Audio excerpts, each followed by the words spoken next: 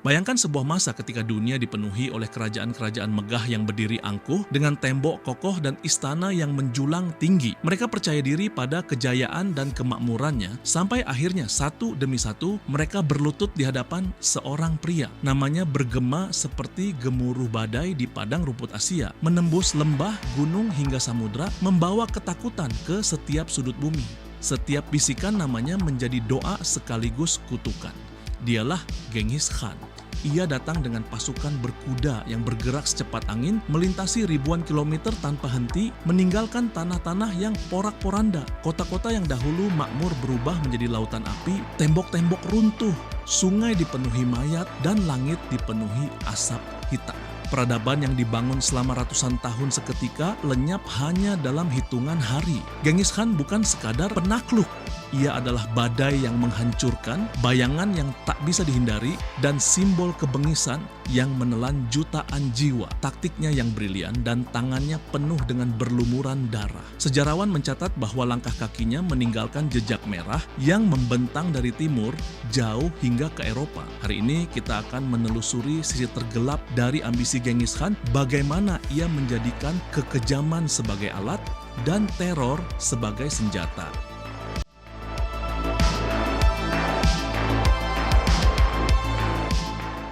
Genghis Khan tak hanya mengandalkan kekuatan fisik, ia merancang strategi psikologis yang jauh lebih ampuh, yaitu surrender or die yang artinya menyerah atau mati. Namun, bahkan menyerah pun belum tentu menyelamatkan hidup. Reputasi Mongol dikenal karena kemampuan brutalnya dan itu menjadi senjata utama mereka yang lebih mematikan daripada pedang. Sejarawan mencatat bahwa bangsa Mongol secara sadar memilih pendekatan ini karena jumlah mereka relatif kecil dibanding musuh. Dengan menanamkan ketakutan mendalam di hati setiap penduduk kota, bahkan sebelum mereka menyerang, Mongol berhasil membuat banyak kota menyerah tanpa membakar amunisi dan menumpahkan darah lebih banyak. Mereka juga memanfaatkan propaganda pintar dan tipu daya, menyebarkan rumor tentang jumlah pasukan yang melebih-lebihkan kekuatan mereka di medan perang menggunakan ilusi seperti membuat 5 api unggun oleh tiap prajurit demi menipu musuh agar melihat pasukan yang jauh lebih besar dari realitasnya, atau menggunakan replika pasukan dan jejak debu palsu untuk menimbulkan panik bahkan sebelum pertempuran dimulai.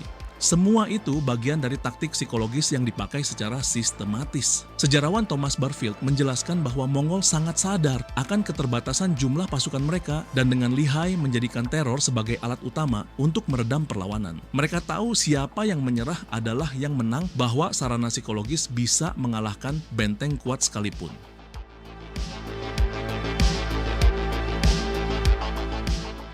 Mongol membawa kehancuran yang sama, bahkan lebih mematikan ke kota Merv pada April 1221.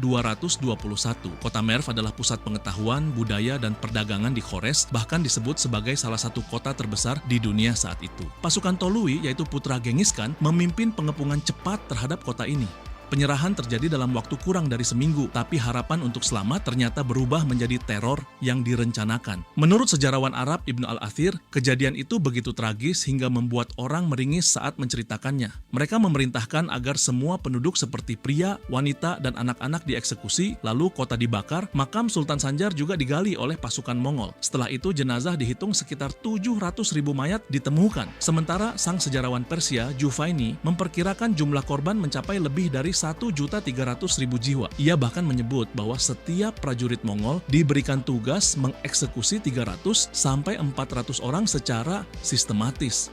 Beberapa ahli modern memandang angka tersebut berlebihan, mengingat populasi kota tidak mungkin mendukung jumlah sebesar itu. Namun, terlepas dari ketepatan angkanya, satu hal jelas. Ini adalah salah satu pembantaian paling berdarah sepanjang sejarah. Historikus menggarisbawahi bahwa dampaknya begitu parah hingga kota ini tidak pernah kembali ke kejayaannya, bahkan berabad-abad kemudian dalam keadaan reruntuhan. Dilancar dalam balutan balas dendam atas pembunuhan utusan Mongol oleh pemimpin Khwarezm. Kejatuhan Merv menjadi lebih dari sekadar kematian massal, itu adalah pesan peringatan yang menembus generasi.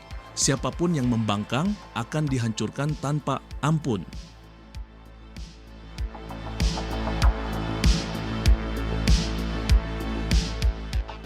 Setelah penaklukan Merv dan kecaman penderitaan yang menyebar bak gelombang teror, pasukan Mongol bergerak ke Bukhara, kota gemerlap di Asia Tengah yang menjadi pusat perdagangan, kebudayaan, dan ilmu pengetahuan Islam. Ironisnya, Bukhara terbuka untuk Genghis Khan hampir tanpa perlawanan. Pertahanan kota yang sempat kokoh runtuh dalam hitungan hari. Namun kejatuhan itu bukan akhir melainkan awal dari malapetaka. Setelah menyerang benteng selama sekitar 2 minggu, pasukan Mongol berhasil menembus pertahanan terakhir, dikuasai dengan kecepatan dan kelicikan strategi mereka. Masih menurut catatan sejarah, Sultan yang tak siap menghadapi Mongol terkapar oleh gerombolan yang datang dari padang pasir Kizilkum. Langkahnya digambarkan bagai badai yang menghancurkan benteng-benteng peradaban kuno. Setelah penyerahan, Genghis Khan sendiri menggelar sebuah insiden simbolik. Ia menunggang kuda masuk ke dalam Masjid Agung, mengubahnya menjadi kandang kuda, sebuah penghinaan yang disengaja untuk melemahkan moral penduduk. Juvaini, sejarawan Persia, mencatat bahwa ribuan orang dibunuh, hanya para pengrajinlah yang dianggap berguna yang diselamatkan dan dibawa ke Mongolia. Sementara pemuda yang kuat dipaksa menjadi tentara cadangan dan sisanya diperbudak. Penduduk dikumpulkan di masjid dan dipaksa bekerja membakar kota mereka sendiri, kemudian dieksekusi atau diperbudak. Beberapa wanita dan anak-anak menjadi budak atau diserahkan secara paksa ke tentaranya. Keseluruhan kota dijarah dan dihancurkan, semua bangunan kayu dilumat oleh api, sehingga hanya Menara Kalon menyisakan keberanian sebagai saksi bisu kehancuran. Ibnu Battuta saat datang ke Bukhara sekitar tahun 1333, lebih dari 1 abad kemudian, masih menyaksikan reruntuhan masjid, madrasah, dan pasar. Warga pun telah kehilangan pengaruh ilmu pengetahuan yang dulu semarak di kota itu.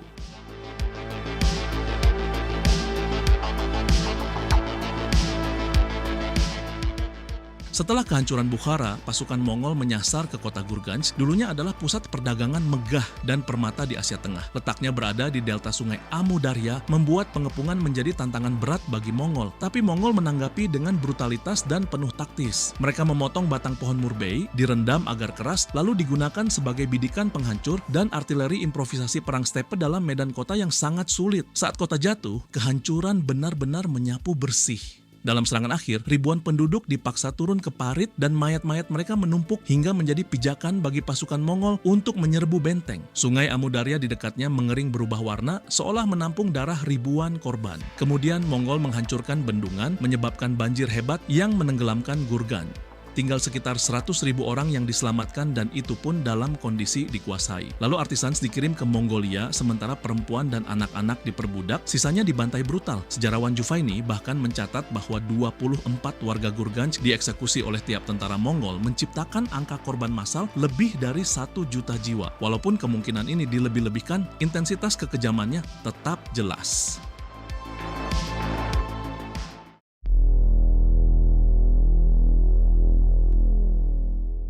Setelah meneror kota Gurganj dan membantai di kota Bukhara, Mongol tak lantas berhenti. Sasaran mereka berikutnya adalah penghancuran total Kekaisaran Khwarezmia, sebuah rezim yang dulunya menjalin hubungan diplomatik dengan Mongol, tapi kemudian menghina kedudukannya dengan membunuh utusan Genghis Khan. Perintah balas dendam pun turun ke kota-kota besar seperti Bukhara, Samarkand, Merv, Nishapur, Herat, dan lainnya menjadi target penghancuran berturut-turut runtuh dalam waktu yang singkat. Wilayah Khorasan menjadi fokus utama pasukan Tolui. Dalam hitungan minggu saja, kota-kota besar luluh lantah. Sejarawan J.E. Boyle mencatat bahwa daerah itu sering terkena serangan sedemikian rupa sehingga tidak pernah pulih kembali dari kehancuran tersebut. Menurut catatan kontemporer dari Juvaini, penduduk Merv dihancurkan secara menyeluruh. Bahkan sejumlah hewan seperti kucing dan anjing juga ikut dibantai. Sementara jenazah dibiarkan menumpuk sebelum tanah dikembalikan seperti semula.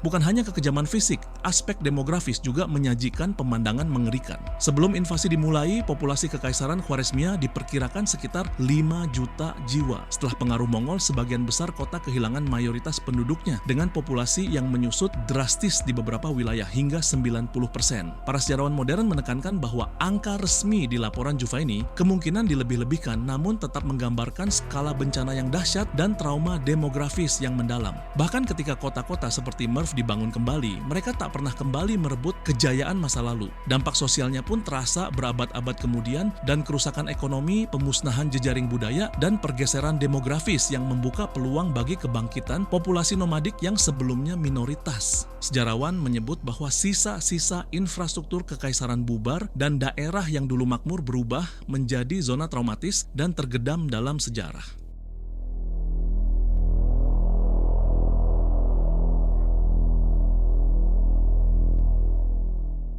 Setelah menyaksikan teror Mongol yang berlapis-lapis dalam penaklukan ke kota Gurganj dan ke kota Merv, kini muncul kisah yang bahkan melukai hati banyak orang, bukti kekejaman dan dendam personal Genghis Khan. Pemicunya adalah penghinaan besar terhadap kedutaannya oleh Inalcuk, gubernur Otrar, yang tidak hanya membunuh para utusan, tetapi juga menodai aturan diplomatik yang sangat dihormati oleh bangsa Mongol. Dalam adat bangsa nomaden steppe, perbuatan tersebut dianggap sebagai pelecehan pribadi yang tak termaafkan. Ketika pasukan Mongol merebut Otrar dan menangkap Inalcuk, balas dendamnya bukanlah pembunuhan sederhana. Berdasarkan catatan sejarah Rashid al-Din, Juvaini, dan penulis modern seperti John Mann, ia dieksekusi dengan kekejaman yang sangat mengerikan, yaitu menggunakan logam perak cair lalu diteteskan ke mata dan telinganya. Aksi ini digambarkan sebagai bentuk hukuman khusus, sebuah pesan bahwa pelecehan terhadap kehormatan Mongol akan dibayar dengan cara yang tak bisa dilupakan. Walau beberapa sejarawan menilai kisah ini apokrif atau sekadar legenda yang berkembang, sebuah laporan modern menyebut bahwa pelaksanaan hukuman itu menjadi simbol psikologis yang menakutkan, tidak hanya sebagai balas dendam, tetapi juga untuk menegaskan kekuasaan absolut sang Genghis Khan. Dengan demikian, hukuman dengan perak cair bukan sekadar kisah yang mengerikan. Ia menegaskan bahwa bagi Genghis Khan, kehormatan adalah harga diri bangsa dan psikologi teror bisa berupa aksi balas dendam paling menyakitkan yang dikenang sepanjang generasi.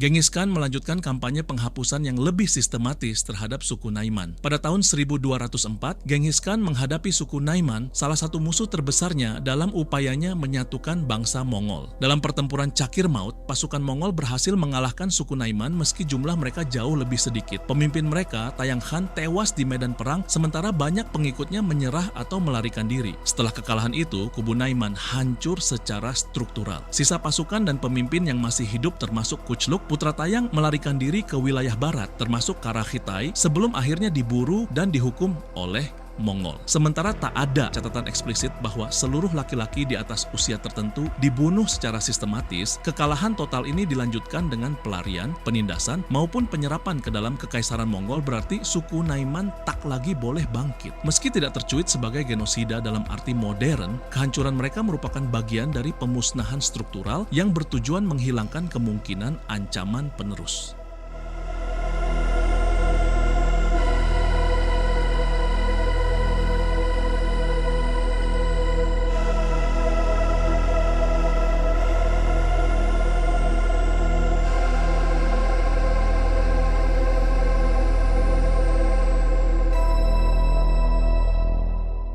Saat terdengar tentang Mongol sebagai ancaman terbesar Eropa, Paus Innocentius IV tidak tinggal diam. Mulai tahun 1245, ia mengirim misi diplomatik seperti Franciscan John of Plano Carpini ke Kekaisaran Mongol untuk mendesak penghentian serangan terhadap umat Kristen dan menyelidiki niat mereka di masa depan. Namun, sampai di Karakorum pada Agustus 1246, Carpini menghadiri pemilihan Guyuk Khan sekaligus menyaksikan balasan Mongol terhadap upaya papal tersebut. Dalam suratnya, Guyuk menugaskan bukan dia yang akan tunduk kepada Paus, melainkan sebaliknya. Ia menuntut Paus beserta penguasa Kristen datang dan menyerah dalam bentuk upacara penghormatan. Perintah itu bukan sekadar sindiran, melainkan ultimatum diplomatik yang mengubah logika balas-membalas. Eropa sendiri terperangah. Romawi Katolik yang selama ini mendominasikan dunia Kristiani kini dihadapkan pada kekuatan baru yang menolak tunduk secara moral maupun religius. Meski demikian, Paus tidak segera mundur. Ia mengeluarkan surat kedua, yaitu Viam Agnoser Veritatis, yang menekankan niat baik gereja dan mengajak Mongol untuk menghentikan penangkapan terhadap bangsa Kristen. Permohonan itu, sayangnya, tak mengubah situasi. Permintaan pengakuan suku Mongol atas Kristus tidak menemukan ruang dalam ideologi mereka.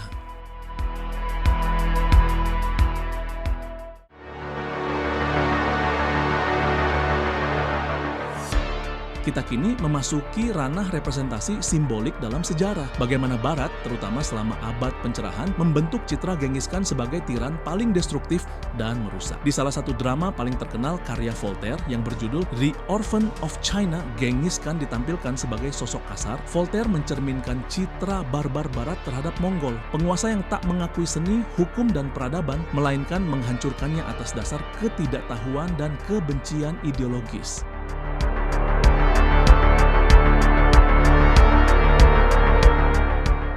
Filsuf lain seperti Montesquieu juga tidak ragu mengecam. Dalam karyanya yang berjudul The Spirit of the Laws, ia menyebut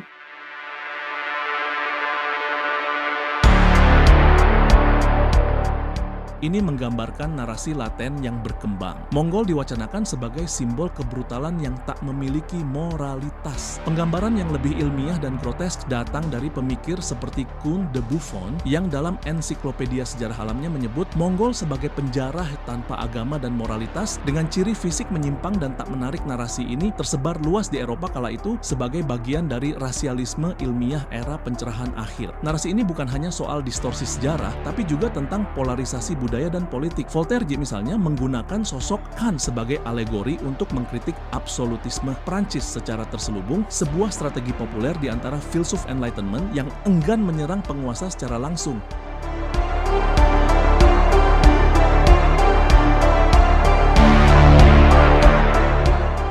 Namun tidak semua penulis Barat melukiskan Genghis Khan sebagai pemimpin kejam.